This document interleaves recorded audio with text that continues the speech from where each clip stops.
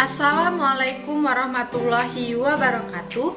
Perkenalkan, kami dari kelompok 5B Indralaya yang beranggotakan saya Devi Dwi Agustin, Saya Intan Fauzira.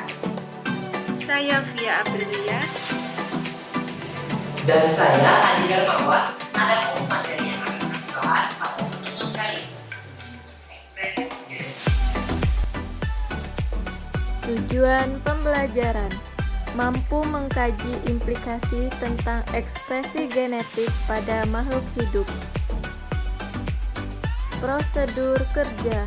Yang pertama, carilah materi mengenai ekspresi genetik. Kedua, carilah bahan yang bisa dijadikan objek untuk bahan video. Ketiga, lakukan proses pengambilan video pada objek. Keempat, edit video semenarik mungkin. Alat dan bahan: handphone, modul pembelajaran, aplikasi pengedit video. Materi singkat. Gen adalah urutan DNA yang memiliki informasi genetik mengkode untuk sintesis protein dan DNA. Secara klasik, gen didefinisikan sebagai bagian dari kromosom yang menentukan atau mempengaruhi satu karakter atau fenotip atau properti yang terlihat seperti warna mata.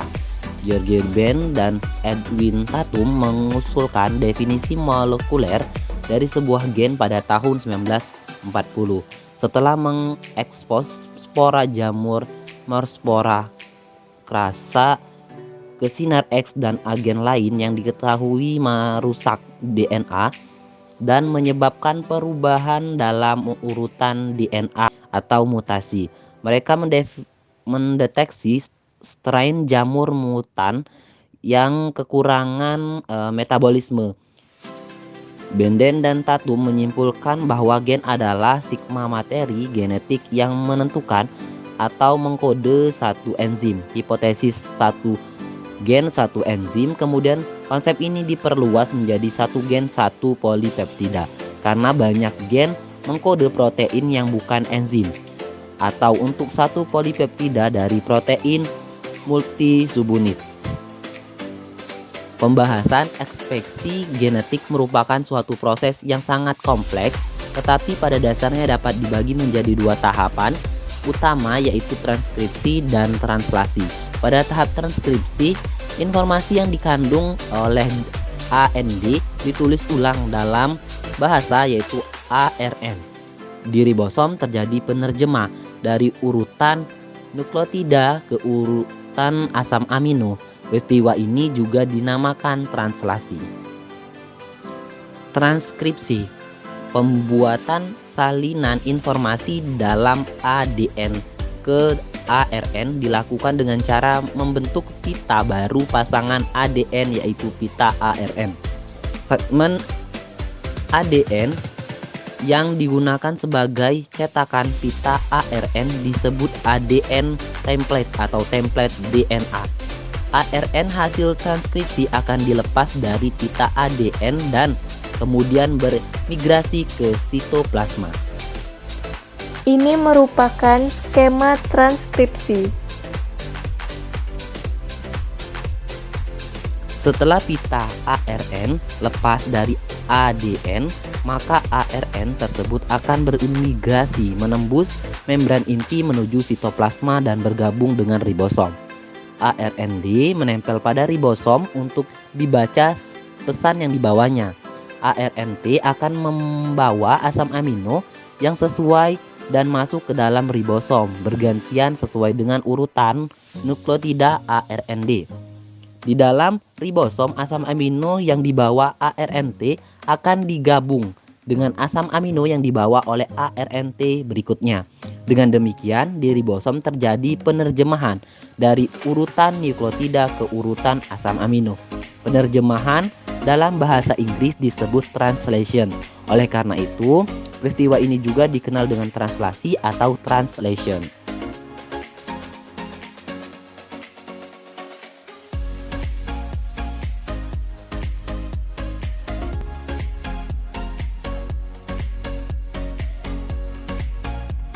Berikut bagan alil ekspresi gen. Bagan alir menunjukkan bahwa yang pertama, proses sintesis protein dimulai dari ADN. ADN akan mensintesis ARN dan selanjutnya ARN akan mensintesis protein. Tidak ada gambaran bahwa proses tersebut akan terbalik, yang mana protein mensintesis ARN dan ARN akan mensintesis ADN. Proses inilah merupakan dasar bagi dogma sentral dalam genetika molekuler atau Central Dogma of Molecular Genetics. ADN membuat ARN dan ARN membuat protein. Dogma sentral sebagai dasar N berpikir genetika molekuler. Ada virus yang bahan genetiknya hanya ARN, tetapi dogma sentral tetap digunakan sebagai dasar berpikir dalam bidang genetika molekuler. Memang virus tersebut akan mensintesis ADN, tetapi selanjutnya tetap mengikuti dogma sentral. Kode genetik.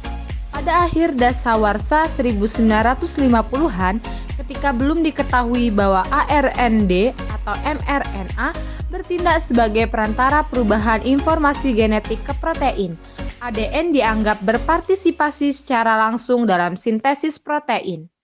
ADN bergabung dengan ribosom, dan selanjutnya informasi genetik dibaca selama proses sintesis. Pertanyaan yang muncul adalah bagaimana kombinasi 4 nukleotida dapat mengkode 20 jenis asam amino. Informasi disimpan dalam bentuk kode genetik. Seandainya satu nukleotida hanya mengkode satu asam amino tentu akan kurang. Kemungkinan lain adalah tumpang tindih. Dugaan yang paling mungkin adalah bahwa setiap nukleotida merupakan bagian dari satu kata yang mengkode asam amino. Tahun 1961, Francois Jacob dan Jacques Monod mempostulasikan keberadaan messenger RNA atau mRNA atau ARNA. Begitu ARND ditemukan, maka menjadi jelas bahwa sekalipun informasi genetik tersimpan dalam ADN, kode tersebut selanjutnya dipindahkan ke ARN dan kemudian ditranslasi atau diterjemahkan menjadi protein. Kode genetik adalah triplet. Pada awal tahun 1960-an, Sidney Brenner mengajukan pendapat bahwa kode genetik harus triplet. Bila tersusun dari kombinasi dua nukleotida hanya menghasilkan 16 macam kode. Bila triplet akan ada 64 kode, jumlah yang melebihi dari 20 kode yang diperlukan. Bila menggunakan kombinasi 4 nukleotida akan ada 256 macam kode, sangat berlebihan. Ini merupakan daftar kode genetik.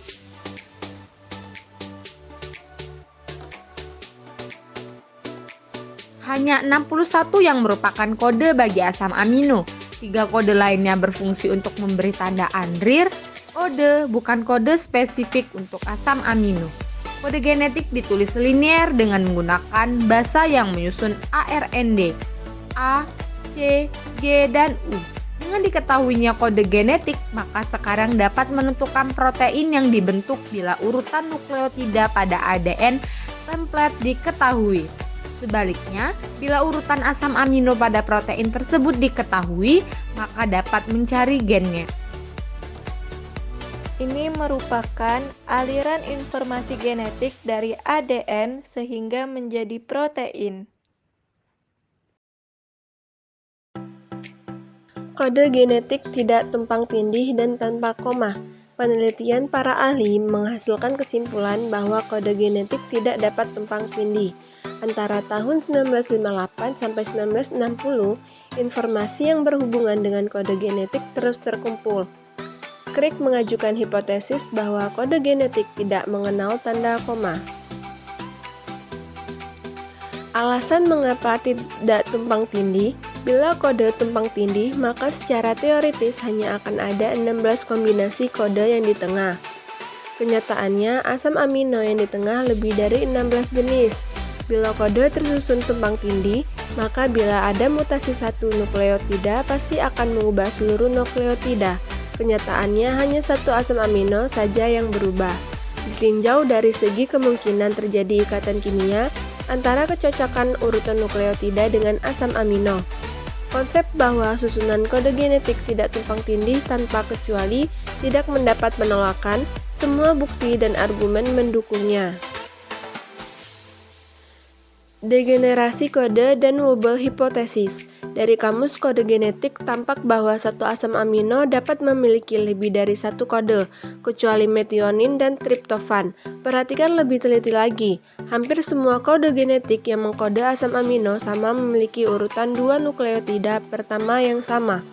Berarti, yang menentukan sebagai kode adalah nukleotida pertama dan kedua dari 3 nukleotida.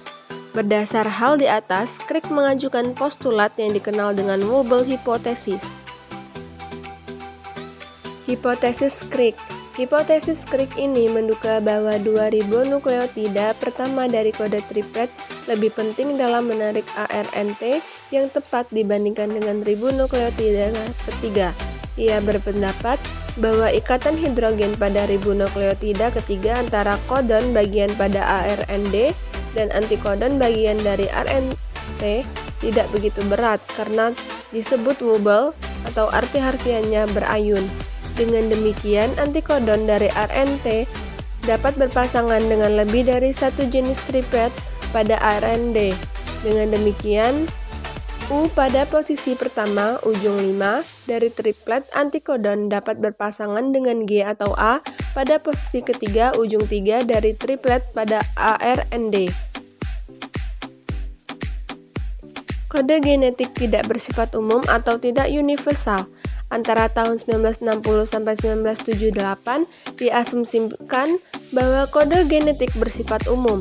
Pada tahun 1979 ditemukan bahwa ADN mitokondria atau mtDNA dari ragi dan manusia memiliki bahasa yang berbeda. Sejak itu diteliti kemungkinan kode yang berbeda pada berbagai jenis organisme. Perhatikan bahwa pada umumnya pola alternatif itu melibatkan posisi nukleotida ketiga atau posisi Wobble. Misalnya, AUA merupakan kode untuk isoleusin pada sitoplasma, tetapi menjadi kode untuk metionin pada mitokondria. Ini merupakan pengecualian arti kode universal. Kesimpulan 1. Gen adalah urutan DNA yang memiliki informasi genetik mengkode untuk sintesis protein dan RNA. 2. Ekspresi genetik merupakan suatu proses yang sangat kompleks, tetapi pada dasarnya dapat dibagi menjadi 2 tahap utama, yaitu transkripsi dan translasi. 3. Seandainya satu nukleotida hanya mengkode satu asam amino, tentu akan kurang. Kemungkinan lain adalah tumpang tindih. 4. Kode genetik tidak tumpang tindih dan tanpa koma. Kode genetik tidak bersifat umum atau universal.